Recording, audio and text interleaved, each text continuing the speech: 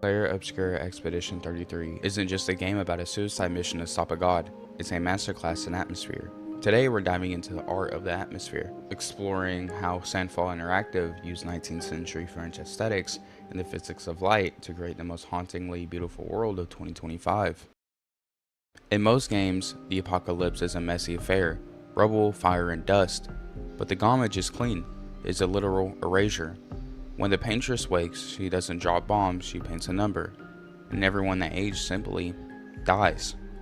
This 10-minute deep dive will explore three pillars: the philosophy of French surrealism, the evolution of reactive turn-based combat, and the tragedy of the third expedition. Sandfall Interactive chose a certain era, the Belle Époque era. It was a time of optimism, regional peace, and scientific discovery.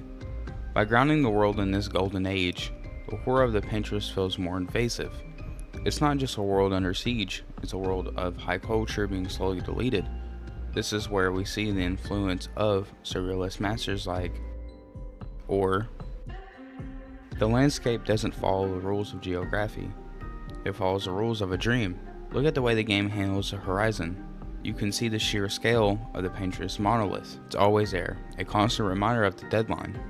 It turns the world's beauty into a psychological weight. To understand the world of Expedition 33, you have to understand the name itself. Clair Obscur is French for light dark. In the art world, we know this as, think of the paintings of where a single candle doesn't just light a room, it fights the darkness. Sandfall Interactive used Unreal Engine 5 Lumen technology not to make things look realistic, but to make a light source scarce. In most modern RPGs, developers use ambient collision to make sure the player can always see the path. Not here though. In Expedition 33, the dark isn't just a lack of light, it is a physical weight. It is the paintress's ink, waiting to smudge out the world. For the last decade, the industry has wrestled with turn-based combat. Some to say it's too slow for modern audiences, others say action RPGs lose the strategic depth. Expedition 33 looks at that debate and says, why choose? This is what we call the reactive revolution. At its core, it's a turn-based combat game. You select your skills, manage your AP, and plan 3 moves ahead. But the moment you hit in turn, you aren't a spectator, you are a duelist. Every enemy attack isn't an opportunity. A dodge isn't just an RNG stat check, it's a button press. A parry isn't just luck, it's a frame-perfect skill. This hybrid system changes the psychology of the player. In a normal RPG, you might look at your phone during an enemy's long animation. In Expedition 33, you are leaned forward, eyes glued to the screen, waiting for that clink of steel on steel.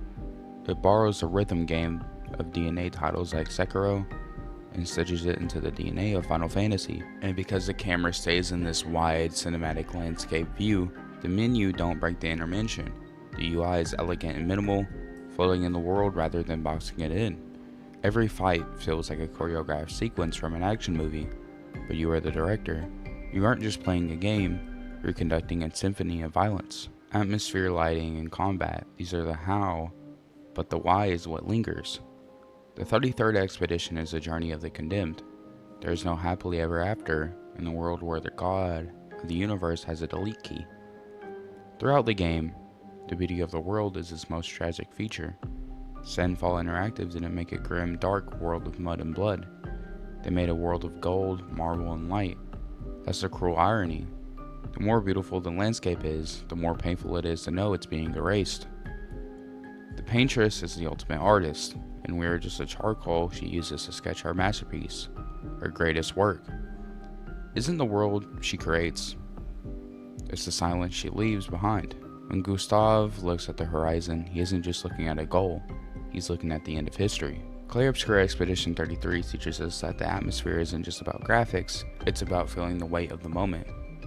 In the face of erasure, the act of walking forward, of appreciating the light before the dark takes it, you see the ultimate form of human rebellion. We may be erased, but for 33 years, we were a part of a painting.